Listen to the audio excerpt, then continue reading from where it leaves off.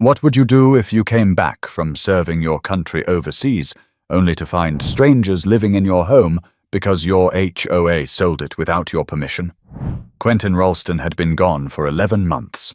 11 months of dust, sand, and orders barked across the other side of the world. When the plane touched down at Dallas-Fort Worth, he let out a breath he hadn't realized he was holding. Home. Finally, home. He had pictured this moment over and over. The drive west, the familiar stretch of road toward Weatherford, the sight of his ranch sitting under the wide Texas sky. His father's old porch swing, the oak tree he used to climb as a boy, the barn that still smelled faintly of hay. All of it, waiting for him. But when his truck pulled into the driveway that late afternoon, something stopped him cold. There was a minivan parked where his Chevy usually sat. Children's bikes leaned against the fence. And through the front window of his ranch house, the house he had grown up in, he saw curtains he didn't recognize and toys scattered on the floor. His first thought was that he had the wrong place, but that was impossible. Every inch of the property was etched into his memory. This was his land, his family's land, yet strangers were living in it. Quentin killed the engine and stepped out, boots crunching against the gravel. A woman opened the door. She had a toddler on her hip and looked startled, as though she'd just seen a ghost. "Can I help you?" she asked. Quentin straightened his posture, still in uniform, duffel bag slung over his shoulder. "This is my house." "Who are you?" The woman's grip tightened around the child. "I think you're mistaken. We bought this house 6 months ago, from the HOA. The words hit him like a punch. The HOA. His stomach knotted. He had paid every bill before leaving. His mortgage was up to date. Taxes cleared. He had arranged everything so nothing could possibly go wrong while he was deployed. And yet here he was, standing on the gravel drive, watching a stranger cradle a child in his living room. "I'm not mistaken," he said, his voice steady but sharp. "My name is Quentin Ralston. This property has been in my family for 3 generations. I didn't sell it, and I sure as hell didn't authorize anyone else to." The woman shifted uncomfortably. "Look, we have the paperwork. We paid for it. If you've got a problem, you'll need to take it up with the HOA. That's all I can tell you." Quentin felt heat rise in his chest. He had stared down armed men in hostile villages, but nothing prepared him for the quiet theft of his home. He turned back toward his truck, his mind racing. The HOA. That meant Sylvia Brenner. Sylvia had been the president of the Homeowners Association for years. She was known for her clipped tone, her ironclad grip on the neighborhood, and her endless stream of fines and letters. She once cited Quentin for leaving his truck parked on the grass overnight. He remembered his father muttering that Sylvia treated the subdivision like her personal kingdom. Now it seemed she had gone further than anyone imagined. As Quentin drove away, the world outside his window blurred. Memories of his father resurfaced, the man teaching him to mend a fence, to break a horse, to value the land because it's the one thing they can't make more of. His father had fought hard to keep the ranch through recessions and hard winters. And now, while Quentin had been overseas serving his country, someone had taken it with the stroke of a pen. He pulled into a gas station on the edge of town and sat for a long moment, staring at the wheel. His hands trembled. He dialed the number for an old friend, Luis Navarro, a local sheriff's deputy who'd grown up 2 miles down the road. "Ralston, you back?" Luis's voice cracked with surprise. "I'm back," Quentin said. "And apparently I don't have a house anymore." Luis was quiet for a beat. "What are you talking about?" "The HOA sold my ranch. There's a family living in it right now. They said they bought it through Brenner." "Jesus," Luis muttered. "You need to come by the station. Bring whatever paperwork you've got. We'll sort this out. Don't go confronting anyone right now. You don't want to end up in handcuffs the day you get home." Quentin managed a dry laugh, but there was no humor in it. "Handcuffs? I just want my house back. I know. But trust me, this is bigger than it looks. If Brenner did this once, she's done it before. Sit tight. We'll figure it out." Quentin hung up and leaned back in the seat. The neon glow of the gas station sign flickered against the hood of his truck. His mind swirled with disbelief, anger, and something colder, determination. They had taken his home, but they hadn't counted on him coming back to fight. But what Quentin didn't realize yet was that the ranch was only the beginning. The HOA had been playing a much larger game, and he was about to uncover all of it. The next morning, Quentin walked into the HOA office in Weatherford, a squat brick building tucked between a dental clinic and a feed supply store. He still wore his uniform, partly because he hadn't had time to change, partly because he wanted Sylvia Brenner to see it. To see him. The lobby was quiet, the kind of place that smelled faintly of old carpet and coffee burned hours ago. Behind the counter sat a receptionist who barely looked up from her screen. "I need to see Sylvia," Quentin said. "She's in a meeting," the woman replied, clicking at her keyboard. "Then tell her Staff Sergeant Quentin Ralston is here about the ranch she sold out from under me." That got the woman's attention. Her eyes flicked up, wide, before she disappeared down the hall. A minute later, Sylvia herself appeared. She was exactly as he remembered. Sharp suit, silver hair pulled tight, glasses perched low on her nose.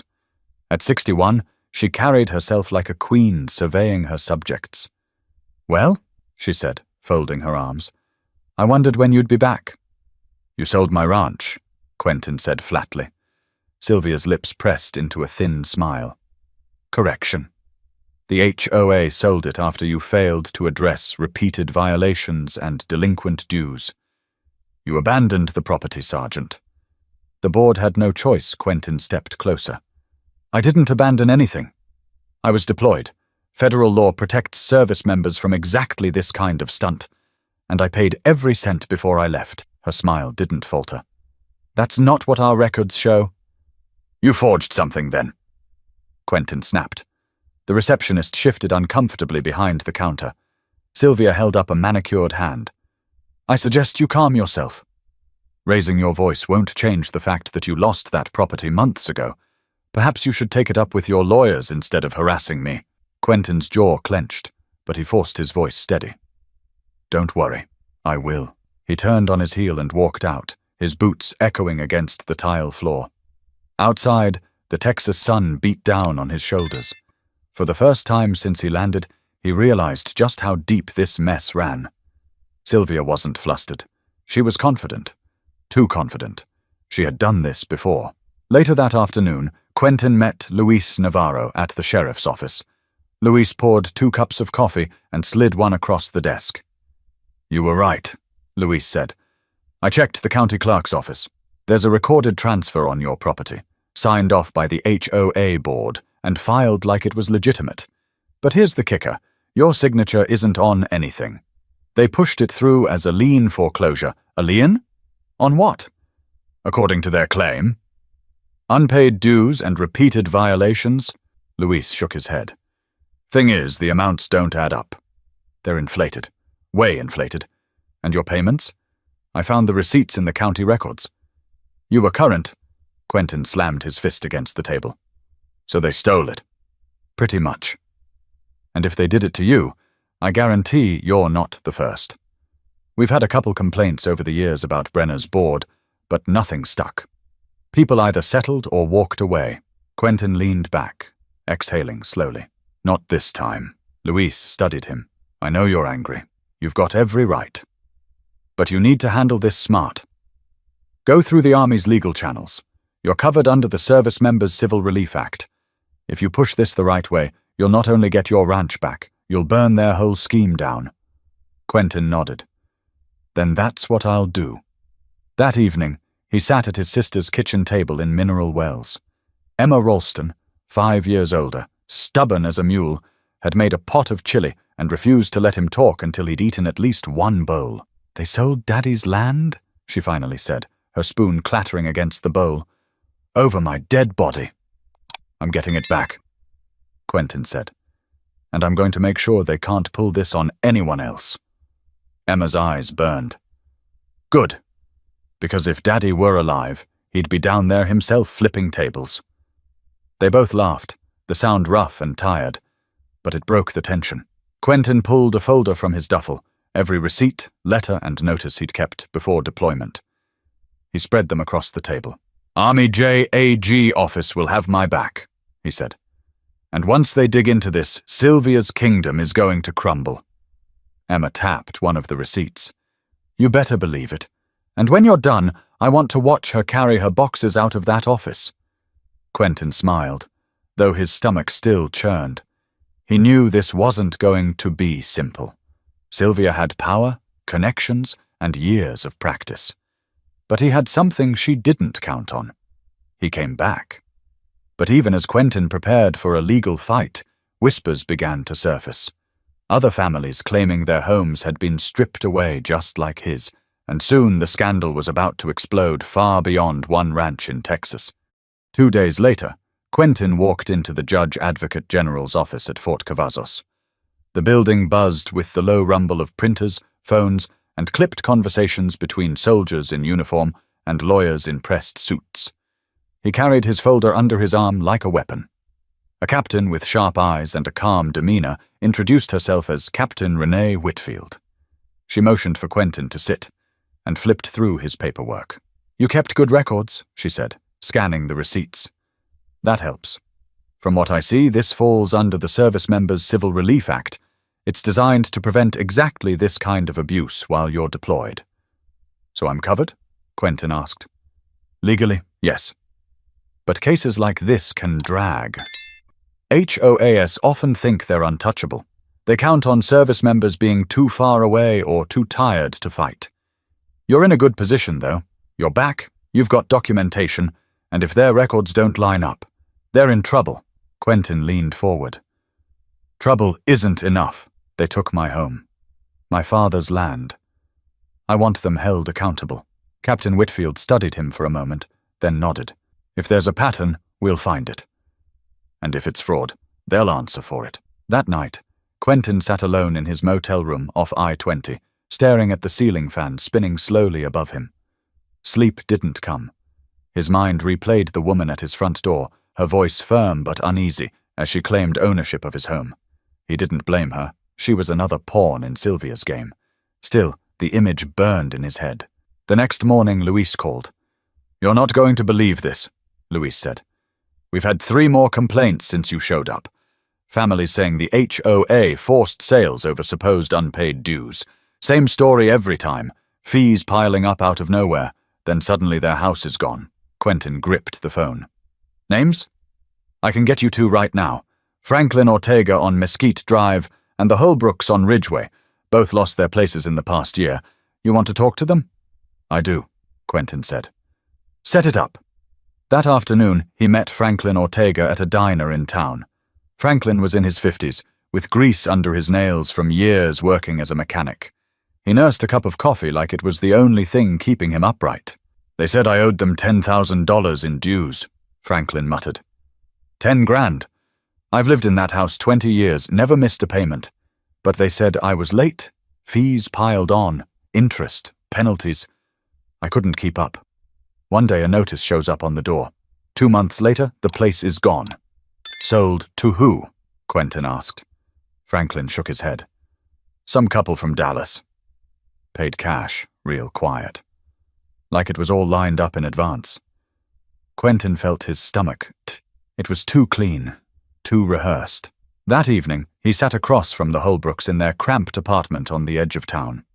The couple, both retired teachers, looked worn down. They told us the same thing, Mrs. Holbrook said softly. That we'd violated lawn maintenance rules too many times. That we owed for repairs we never requested.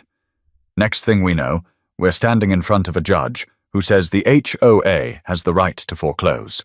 We didn't even understand what was happening until it was done. Her husband's hands trembled as he added, We didn't have the money to fight it. We thought maybe it was just us. That we'd done something wrong. Quentin shook his head. It wasn't you. It's them. And I promise you, it's going to come out. The Holbrooks looked at him with tired, skeptical eyes. But something flickered there. Hope. Later in his truck, Quentin gripped the steering wheel so hard his knuckles whitened. Sylvia wasn't just ruthless. She was running a racket. She and her board had built a machine that chewed through people's lives and spit them out. And somehow they'd convinced the courts to look the other way. But now, with the army involved, that machine had a wrench in its gears. He pulled out his phone and texted Luis. "This isn't just my fight. It's everyone's. We're going after them." Luis replied a minute later, "Then buckle up, brother, because once you start, there's no turning back." But what neither of them knew was that Sylvia already sensed the walls closing in, and she was prepared to fight back in ways Quentin couldn't yet imagine. Sylvia Brenner wasn't the type to panic. She had been steering the HOA board for nearly 2 decades, and in that time, she had built a reputation for being untouchable. But the name Ralston had always carried weight in Weatherford. Quentin's father had been respected, and now his son was stirring things up. Word spread fast, too fast, and Sylvia knew the moment whispers reached the army's legal offices, her tidy operation would start looking a lot less tidy. Inside her home, a sprawling brick house on a cul-de-sac, polished to perfection, Sylvia called an emergency meeting of the HOA board. 4 other members gathered around her dining table, stacks of papers and ledgers in front of them. "We have a problem," Sylvia said, adjusting her glasses. "Staff Sergeant Ralston has returned. He's already made contact with local law enforcement and the JAG office." One of the board members, a wiry man named Curtis Doyle, shifted uneasily. "Can't we just return the property? Call it a mistake?" Sylvia's glare silenced him. "A mistake? If we reverse one, the others collapse. Do you want to explain to the dozen families who bought those homes that their deeds are worthless? Do you want lawsuits crawling over us from every direction?" A heavy silence fell. Another board member, Cheryl Masters, spoke next. "Then what's the plan?" "We tighten ranks," Sylvia said firmly. "Every document is in order. Every sale filed correctly with the county clerk. If they accuse us of fraud, we point to the records. As long as we're united, there's nothing they can do." Curtis muttered. "Unless someone talks." Sylvia's eyes narrowed. No one talks. Meanwhile, Quentin wasn't sitting idle. Captain Renee Whitfield had already filed motions to halt further HOA foreclosures pending investigation. She explained to Quentin that the Army's intervention would carry weight in federal court. Still, it wasn't just about law. It was about perception. The more families stepped forward, the harder it would be for Sylvia to paint him as an outlier. Luis called again late one evening. "Ralston, you stirred a hornet's nest. People are coming out of the woodwork. I've got 6 new names, folks who say they got bullied out of their homes. Some too scared to go public, but they'll talk to you privately." Quentin rubbed his temples. "Scared of what?" Luis lowered his voice. "Of Brenner. She's got pull. People say she threatened them with liens, fines, even lawsuits if they spoke up. One guy claims his truck was mysteriously vandalized after he complained at a meeting." Quentin's blood boiled. "Then we'll give them a reason not to be afraid." The next day he met with Franklin Ortega again, this time joined by 2 other displaced homeowners in the back room of the diner. The smell of fried food and coffee lingered in the air as they huddled over their cups. "They can't keep getting away with it," Franklin said, his voice low. "But people need to see someone standing up to them. Most of us just thought we didn't have a chance." Quentin leaned in. "You do now. The Army's involved. This isn't just a neighborhood squabble anymore. It's federal. If you're willing to give statements, you'll have protection." One of the others, a woman named Patrice Nolan, wrung her hands nervously. "I'm scared, Quentin. My husband's health isn't good. We can't afford more stress, more fighting." Quentin softened his tone. "I get it. I really do. But think about what they took from you. Think about the next family they'll do it to if no one says anything. If we speak up together, they can't silence us all." Patrice's eyes glistened, but she nodded slowly. "All right. I'll talk."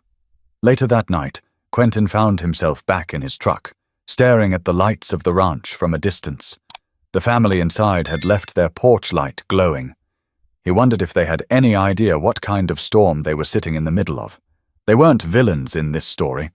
They were victims too, tricked into buying stolen property. Still, the sight made Quentin's chest ache. That was supposed to be his home, his father's porch swing, his family's legacy. Back in her house, Sylvia received a phone call from one of her contacts at the county office. "The army filed an injunction today," the voice told her. "You'll need to prepare." Sylvia's lips thinned. Let them come. They won't find what they're looking for. But for the first time in years, Sylvia felt a crack in her armor. She poured herself a glass of wine, her hand trembling ever so slightly. She had thought she could outmaneuver anyone. She hadn't counted on a soldier coming home angry, with the law on his side. But as Quentin gathered allies, Sylvia quietly began plotting her own counterattack, one that threatened to drag the entire neighborhood into chaos. Quentin sat at the long oak table inside the Parker County Courthouse, papers spread in front of him. Captain Whitfield had arranged the meeting, and now he found himself surrounded by homeowners who'd all been burned by Sylvia's HOA. Some came with folders of letters and notices, others only had their stories etched into tired faces. Captain Whitfield opened the session. "We're here to document every incident tied to the HOA's foreclosures. I need each of you to speak clearly and truthfully. The more consistent your accounts, the stronger the case will be." One by one, the voices filled the room. Franklin Ortega recounted inflated dues and surprise violations. Patrice Nolan explained how her family was cited for supposed landscaping issues when their lawn was immaculate. The Holbrooks described being blindsided in court, too overwhelmed to defend themselves. As each testimony stacked up, Quentin felt his anger harden into something sharper. Purpose. When it was his turn, he spoke quietly but firmly. "I was serving in Kuwait when my ranch was taken. I paid every bill before I left. They claimed I abandoned my property. They lied. And while I was defending my country, they stole my home." The room fell silent for a moment. Quentin's words landed heavy. Even those who had told their own stories leaned in, reminded that this wasn't just about money or rules. It was about dignity. Afterward, Luis caught Quentin in the hallway. "You're turning into the face of this fight," Luis said. "People are looking at you like their voice." Quentin shook his head. "I didn't ask for that." "You didn't have to." "It's yours now." Meanwhile, across town, Sylvia sat stiffly in her office chair, watching the board members argue among themselves. Curtis Doyle had finally cracked. "This is getting out of control," Curtis said, slamming a folder onto the table. "We can't keep pretending this is business as usual." "There are too many eyes on us now." "Calm yourself," Sylvia snapped. "The courts have upheld us before. They'll do it again, unless you'd like to confess to wrongdoing." Curtis's face went pale. "I'm not confessing to anything, but I'm not going down with this ship either." Cheryl Masters leaned forward. "If someone flips, we're finished." Sylvia adjusted her glasses, her voice cool. "No one flips. Anyone who thinks otherwise should remember they signed the same papers we all did." Curtis swallowed hard. He knew exactly what she meant. Back at the courthouse, Captain Whitfield gathered her notes. "We have enough to move forward. Next step is filing a federal complaint. That will freeze further HOA actions until a judge reviews everything." Quentin felt a measure of relief, but it was short-lived. As he left the courthouse, a man he didn't recognize approached him near his truck. The man wore a ball cap pulled low and kept his voice quiet. "You'd better back off, soldier," the man said. "You're stirring trouble that doesn't concern you anymore." People are getting nervous. Nervous people do desperate things. Quentin stared at him, unblinking. "Is that supposed to scare me?" "It's supposed to warn you," the man muttered before walking off. Quentin stood there for a long moment, the Texas sun beating down, heat and tension mixing in his chest. He knew this was no longer just about paperwork and legal arguments. Sylvia was pulling strings, and some of those strings were tied to people willing to play dirty. That night, Emma found her brother pacing the porch of her house. "What happened?" she asked. "Someone tried to warn me off." Emma crossed her arms. And I'm not backing down," Quentin said. His voice was low, steady. "They took our father's land. They preyed on families who couldn't fight back. If they think I'll scare easy, they picked the wrong man." Emma's eyes softened. "Then you'd better be ready, because people like Sylvia don't fight fair." Quentin looked out into the dark Texas fields, fireflies flickering in the distance. He could feel the weight of what was coming, but beneath it was steel. He wasn't just fighting for himself anymore. He was fighting for every family wronged by that board, for every soldier who deserved to come home to the life they left behind. But while Quentin steeled himself for the battles ahead, Sylvia was already setting her sights on the courtroom, and she was prepared to use every weapon at her disposal, no matter the cost. The courthouse in Fort Worth was buzzing the morning the first hearing was scheduled. Reporters loitered on the steps, microphones in hand, eager for a soundbite. Local news stations had picked up the story of the Army staff sergeant who came home to find his ranch sold out from under him. By now, the scandal had grown larger than Quentin could have imagined. Inside the courtroom, the air was thick with anticipation. Quentin sat at the plaintiff's table with Captain Renee Whitfield beside him, her briefcase neatly stacked with documents and affidavits from homeowners. Across the aisle, Sylvia Brenner sat tall, her expression icy, her attorneys flanking her like sentinels. The judge entered, stern, efficient, and the room rose before settling again. Captain Whitfield opened with calm precision. Your Honor, this case is not about a single home. It's about an abuse of power that targeted multiple families under false pretenses. Staff Sergeant Quentin Ralston was deployed overseas, fulfilling his duty to this country when his property was wrongfully foreclosed upon by the Homeowners Association led by Mrs. Brenner. We will present evidence showing that not only was his account current, but several other families suffered the same fraudulent tactics. Sylvia's lead attorney countered smoothly, his voice carrying the confidence of someone used to winning. Your Honor, the HOA followed all proper channels. Mr. Ralston failed to meet his obligations as a homeowner. Our records clearly document unpaid dues, violations, and a lawful foreclosure process. This is not fraud. It is enforcement of community standards. Quentin clenched his fists under the table. He wanted to stand up and shout, but Captain Whitfield placed a steady hand on his arm. Patience, she whispered. One by one, witnesses were called.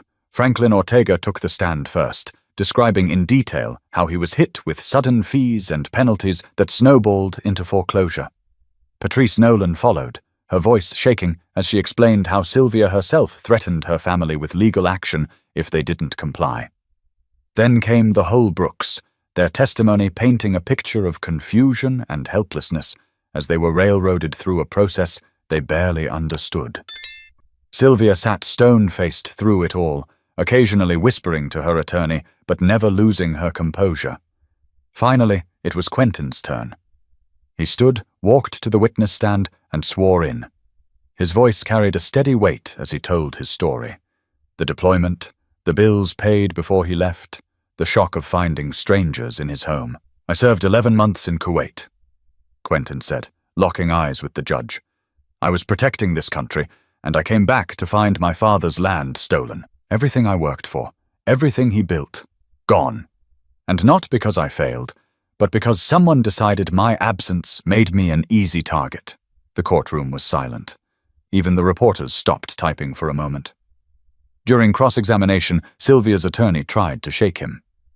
Mr. Ralston, can you prove beyond a doubt that you paid every single bill before you left?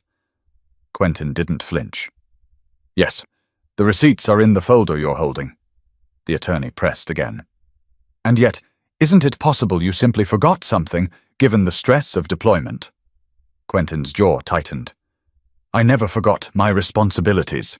Not to my unit, and not to my home. The judge intervened before the attorney could push further. By the end of the day, the judge announced a temporary injunction. All HOA foreclosures tied to Sylvia's board were suspended pending a full investigation. It wasn't victory, not yet, but it was a crack in Sylvia's fortress. As they left the courthouse, reporters swarmed Quentin. Microphones and cameras shoved toward him, questions flying. Staff Sergeant, how does it feel to finally face Mrs. Brenner in court? Do you believe you'll get your ranch back? Do you think the HOA committed fraud on a larger scale? Quentin paused at the top of the steps. He wasn't a man who sought the spotlight, but this wasn't about him anymore. This fight isn't just mine, he said. It's about every family that's been pushed around by people who thought they were too small to matter. We're going to see this through, the cameras flashed. Reporters scribbled furiously. And somewhere in the crowd, Sylvia Brenner watched with narrowed eyes, her lips pressed thin. But what Quentin didn't yet realize was that Sylvia had allies outside the courtroom, people with money and influence who weren't about to let her empire collapse without a fight. The week after the injunction felt like a blur. Calls came in from newspapers across Texas, and even a few national outlets wanted Quentin's story.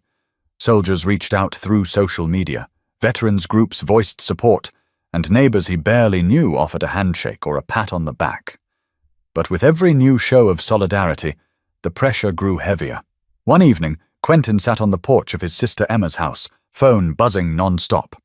She set down 2 mugs of coffee and sat beside him. "You're becoming the face of this whole thing," Emma said. "I never wanted that," Quentin admitted, staring out into the yard. "I just wanted my ranch back." "Doesn't matter. People see you standing up to Brenner, and they're rallying behind you. You can't turn away now." Quentin rubbed the back of his neck. "I know, but it feels like the more people I represent, the more I've got to lose if this goes wrong." Emma's voice softened. "That's exactly why you can't let it go wrong." While Quentin wrestled with the weight of responsibility, Sylvia Brenner was far from idle. She knew the courtroom had shifted momentum against her, and the Ralston name was plastered across every headline.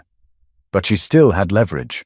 Friends in high places, deep pockets, and an old network of county officials who had benefited from her HOA's control. Late one night, Sylvia sat in her study with her attorney, Mark Talbot.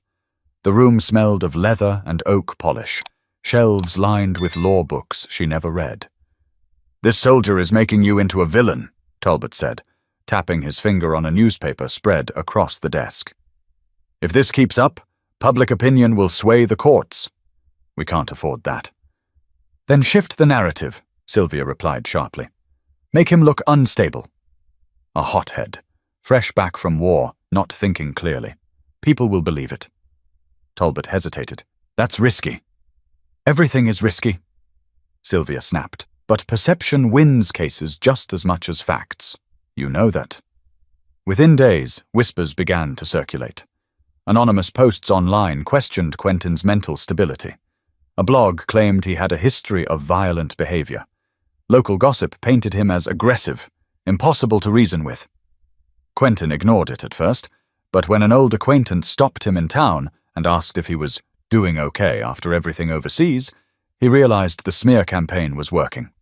He stormed into Luis Navarro's office, slamming the door behind him. "They're trying to paint me as unhinged," Quentin said, his voice low but burning. "They're dragging my service through the mud."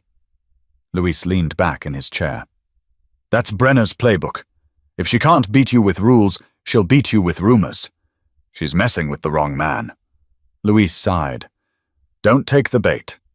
The worst thing you can do right now is give her a reason to say she's right. Keep calm, let Whitfield handle it." Quentin paced the office, fists clenched. He wanted to fight back, to shout the truth from every rooftop. But Luis was right. Losing his temper would only feed their narrative. That night, Captain Whitfield called. "I heard about the rumors," she said. "Stay focused.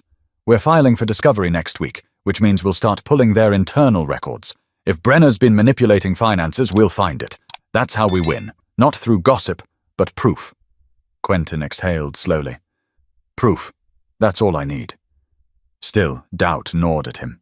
He thought about the families who had trusted him, about the Holbrooks and Patrice Nolan, about Franklin Ortega staring into his coffee cup like it was the only thing keeping him from falling apart. They were counting on him. If Sylvia's tactics worked, all of them would lose again. Back at Sylvia's house, she poured herself another glass of wine and listened to the hum of her phone buzzing with updates from Talbot. The smear campaign was spreading. But despite the headlines, a part of her felt unease for the first time. She had underestimated Quentin Ralston. He wasn't just fighting for himself, he was pulling the whole community behind him. And that, she realized, was far more dangerous than any lawsuit. But just as Sylvia doubled down on her strategy, the first cracks in her fortress began to show. Documents surfaced that suggested the HOA's books weren't as clean as she claimed, and soon the truth was about to spill out in ways no one could contain. It started with a single folder. Captain Renee Whitfield slid it across the table in her office at Fort Cavazos.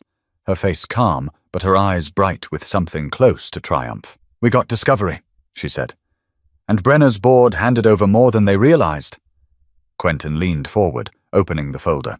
Inside were spreadsheets, payment records, and scanned letters with HOA letterhead. At first glance, it all looked routine, but Captain Whitfield pointed to a column of numbers. "See this?" They logged late fees on accounts that were already marked as paid. Here, for example, Ortega's file. His payment cleared on the 10th. But 5 days later, they added a penalty for late dues. That's impossible. And it happened over and over again. Quentin scanned the papers, his pulse quickening. "So they manufactured debt." "Exactly. They created a paper trail to justify foreclosures. And if we can show a pattern across multiple families, that's fraud." Quentin closed the folder slowly. "This is the proof." That evening, he met Luis at the diner where it had all begun. They slid into a booth in the back, the hum of conversation and clinking silverware around them. Quentin spread the folder across the table. Luis whistled low. "Well, I'll be damned." They cooked the books, and now we can prove it. Luis shook his head. "You realize what this means? It's not just Brenner. The whole board's implicated. Maybe even county officials if they looked the other way." Quentin sat back, the weight of it all settling in. "Good. Let it burn." Meanwhile, Sylvia Brenner sat in her office, poring over the same spreadsheets with her attorney, Mark Talbot. He was pale, his jaw tight. "This doesn't look good," Talbot muttered. "It's paperwork," Sylvia said dismissively. "No jury will sort through thousands of lines of numbers." Talbot shot her a look. "Don't be naive. The army lawyers will break this down in plain English. They'll show it's fraud. If that happens, you're not just losing the case. You're facing charges." Sylvia's hand trembled slightly as she set her pen down. "Then we bury it. We find a scapegoat. Curtis Doyle handled most of the finances. Let him take the fall." But Curtis Doyle had already begun to distance himself. That same night, he called Luis Navarro anonymously. His voice cracked through the receiver. "I can't do this anymore," Curtis said. "Brenner told me to sign things I knew weren't right. Late fees, liens, inflated penalties, it was all orchestrated. She said it was policy. I thought it was legal, but it wasn't. If you give me protection, I'll testify." Luis leaned forward at his desk, heart pounding. "You're sure about this?" "Positive. I've got emails, copies of memos she sent. She knew exactly what we were doing." The next day, Curtis sat across from Quentin and Captain Whitfield, his hands shaking as he slid over a thumb drive. "This has everything," Curtis said quietly. "Emails, internal notes, instructions from Brenner. She told us to target homeowners who were vulnerable, people deployed, elderly couples, families behind on medical bills. Said they were easy to push." Quentin's stomach turned. "Easy to push? That's how she saw us?" Curtis nodded, ashamed. "I'm sorry. I was part of it. I thought it was just business. But it's not. It's theft." Captain Whitfield pocketed the drive. "Mr. Doyle, if you're willing to testify, this case just became much stronger." As word spread that a board member had flipped, Sylvia felt the ground shift under her feet. At the next HOA meeting, she tried to project confidence, but the murmurs in the crowd were different now, sharper, more hostile. People whispered about missing money, shady sales, and the board's sudden silence. One homeowner stood up and shouted, "Where's our money, Sylvia? Where's the transparency?" For the first time, Sylvia's polished composure cracked. She slammed the gavel and demanded order, but the room no longer bowed to her authority. Later that night, she sat alone in her study, staring at the ledger books. For years, she had ruled this neighborhood like a fiefdom, believing no one could touch her. But Quentin Ralston had come back, and with him came the one thing she had never accounted for: truth backed by proof. But the fight was far from over. As the case gained traction, it threatened to spill beyond the courtroom, pulling in federal investigators and placing the entire neighborhood under a spotlight brighter than Sylvia ever imagined. By midsummer, the case had stretched far beyond Parker County. Federal investigators arrived from the Department of Justice, armed with subpoenas and quiet authority that made even seasoned attorneys nervous. They weren't just looking at Sylvia Brenner anymore. They were combing through years of HOA records, bank accounts, and property transfers that spanned across neighborhoods in multiple counties. Quentin stood outside the courthouse one morning as unmarked black SUVs pulled up. Agents in plain suits stepped out, carrying briefcases. Luis joined him on the steps, shaking his head. "Never thought I'd see the day," Luis said. "The feds in Weatherford, digging through HOA books." Quentin crossed his arms. "She brought it on herself." They all did inside. The investigators spread across offices, quietly gathering files. Curtis Doyle, now under protection, walked them through how Sylvia orchestrated the scheme. Every fake fee, every inflated violation, every manufactured lien, it was all laid out in black and white. One agent, a tall man with a clipped voice, explained to Quentin, "We've already identified at least 12 families who lost property under suspicious circumstances. Some of the homes were resold to developers at below market prices, then flipped for profit. This isn't just HOA abuse. It's fraud, conspiracy, maybe even racketeering." Quentin felt both vindicated and sick to his stomach. Vindicated because the truth was finally surfacing. Sick because so many families had been chewed up in the process. That evening he returned to Emma's house, exhausted but determined. She met him at the door, arms crossed. "You look like you've carried the weight of 10 men, she said. "Feels like it," Quentin admitted. "Every time we dig deeper, it's worse than I thought. She wasn't just after me. She built an empire on stolen homes." Emma shook her head slowly. "Daddy always said land shows you who people really are. Some guard it, some exploit it." Quentin gave a tired smile. "Guess we're seeing which one Sylvia is." Across town, Sylvia sat at her dining table, her empire crumbling. She had called a private meeting with her attorney, Mark Talbot, and Cheryl Masters, the only board member still loyal enough to show up. Talbot didn't mince words. "The DOJ is circling. They're not just investigating civil violations anymore. If they press charges, you could be looking at prison." Sylvia's hands tightened around her wineglass. "Prison? For enforcing HOA bylaws? Don't play dumb," Talbot snapped. Curtis flipped. "They've got emails, memos, your fingerprints are on everything. The only question now is how hard they'll come after you." Cheryl shifted uncomfortably. "Maybe we should cooperate." "Cut a deal," Sylvia shot her a glare that could cut glass. "You think I'm going to sit in a cell while that soldier prances around on the evening news like a hero? Never. I built this neighborhood. I made it desirable. Those people should be thanking me." Her voice shook, and for the first time, Cheryl saw the cracks of desperation beneath the iron mask. Meanwhile, Quentin received a call from Captain Whitfield. "The investigators want you to testify in Washington," she said. "Your case is becoming the centerpiece of a broader inquiry into HOA abuse. They think it could set a precedent nationwide." Quentin rubbed his forehead. "Washington? I didn't sign up to be a symbol." "You didn't," Whitfield said gently. "But you became one, and symbols matter."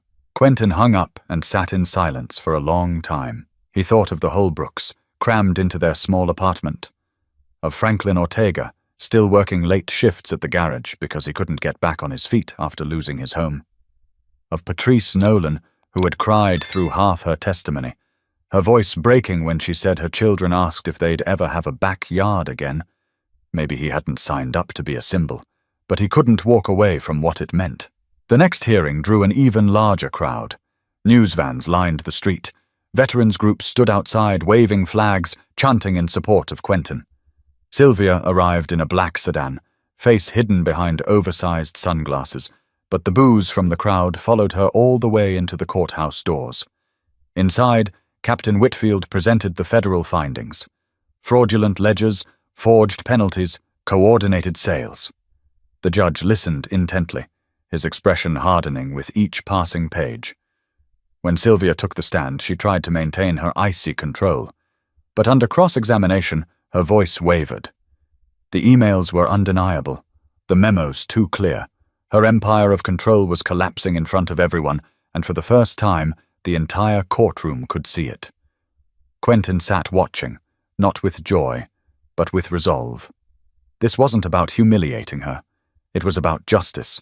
But while the case barreled toward its climax, one question still loomed. Would the families ever truly get back what was stolen from them, or had the damage already cut too deep? The courthouse was packed the day the judge delivered his ruling. Rows of wooden benches creaked under the weight of neighbors, reporters, and displaced families, who had all been waiting for months to hear the outcome. The air was thick with tension, and every cough, every shuffle of paper, seemed louder than it should have been. Quentin sat at the front, his uniform freshly pressed, hands folded tightly on the table. He didn't look at Sylvia Brenner, seated across from him. He didn't need to. He could feel her eyes on him, sharp and seething. When the judge finally entered, silence fell. His gavel struck once, echoing through the chamber. "This court," the judge began, voice steady, "has reviewed the evidence presented by both parties. The financial records, the testimony of homeowners, and the internal communications provided by a member of the HOA board make one fact clear. The foreclosures carried out under the direction of Mrs. Sylvia Brenner and the Homeowners Association were fraudulent, predatory, and illegal." Gasps rippled through the courtroom. Sylvia's attorneys shifted uncomfortably, but she sat rigid, jaw clenched. "The court hereby nullifies the sales of all properties tied to these fraudulent actions. Titles will be restored to the original owners. Furthermore, Mrs. Brenner and complicit members of the HOA board are referred to federal prosecutors for charges of fraud, conspiracy, and abuse of power." The gavel struck again. Case adjourned. For a moment, no one moved. Then the room erupted, cheers from families, reporters rushing to the aisle, neighbors embracing one another. Quentin sat still, his chest tight, eyes fixed on the judge's bench as if he had to hear the words again to believe them. His ranch, his father's land, was his once more. Emma gripped his arm. "You did it," she whispered, her eyes shining. Quentin shook his head. "We did it." All of us, as Sylvia was escorted out, a wave of voices followed her, some angry, some triumphant. She didn't look back. For the first time in decades, she wasn't in control. Outside, the courthouse steps were alive with cameras and microphones. Reporters shouted questions, but Quentin lifted a hand. "I'm not here to celebrate me," he said, his voice steady, carrying over the crowd. "I'm here to celebrate justice." This wasn't about one ranch. It was about every family who was told they didn't matter. Today proves they do. Applause broke out. Veterans in the crowd saluted. Families who had lost everything clutched one another, tears streaming. For them, it wasn't just property being returned. It was dignity. In the weeks that followed, federal prosecutors filed charges against Sylvia and several board members. Curtis Doyle, the man who had flipped, was placed under protection and agreed to testify in the criminal trial. The story spread nationwide, sparking debates on news shows about HOA abuse and service members' rights. Quentin spent long days at the ranch, clearing brush, mending fences, and walking the land his father had left him. Strangers came by just to shake his hand.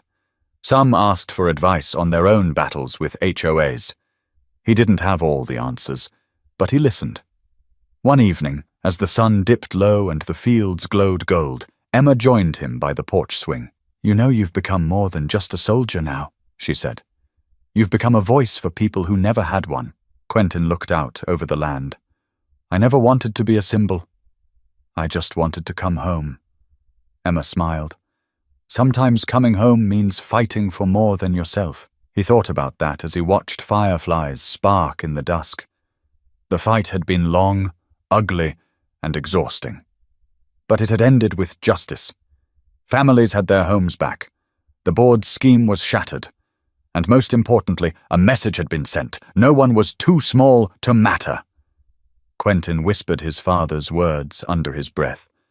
"Land shows you who people really are." He understood now what his father meant. Some would abuse it. Some would protect it. He knew which one he had chosen. The camera crews eventually left, the headlines faded, and life slowly returned to normal. But for Quentin, the lesson remained sharp. Silence lets injustice grow, but one voice backed by truth can tear it down. So when another veteran reached out weeks later, saying his HOA was threatening foreclosure while he was deployed, Quentin didn't hesitate. He picked up the phone, ready to stand beside him. Because this fight wasn't just about one ranch in Weatherford. It was about making sure no soldier, no family, no neighbor ever came home to find their life stolen again. And as he leaned back on the porch swing, Quentin felt peace for the first time since stepping off that plane. He had come home, not just to his land, but to his purpose. If this story moved you, remember to subscribe for more. Every story has a lesson, and together we can keep them alive.